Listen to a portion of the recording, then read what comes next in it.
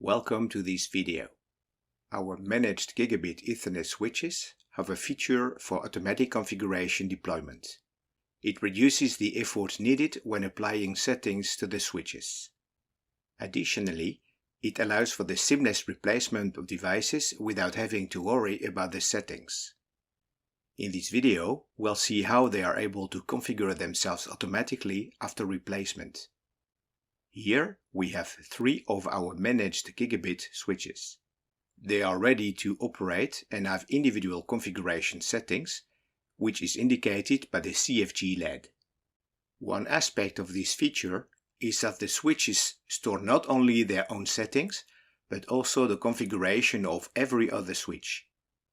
The distribution of the files is helped by the DHCP servers that are running in the switches just for this purpose. This can be done in a separate VLAN in order to avoid interferences with the rest of the network. Let's presume we want to replace a switch because it might have been damaged. Now we take a new switch to replace the old device. It has factory default settings, but comes with the provisioning feature enabled.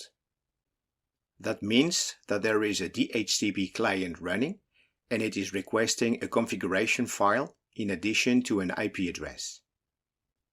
This allows the switch to receive a configuration file from its neighbors and apply the settings. There is a mechanism that ensures the correct settings end up on the correct device. It is using port-based DHCP. Each individual switch configuration includes a mapping that defines which configuration shall be offered at which port. So the replacement device will apply the correct settings automatically. There is no need to take care of the configuration. As soon as the CFG LED lights up, the new switch is operational.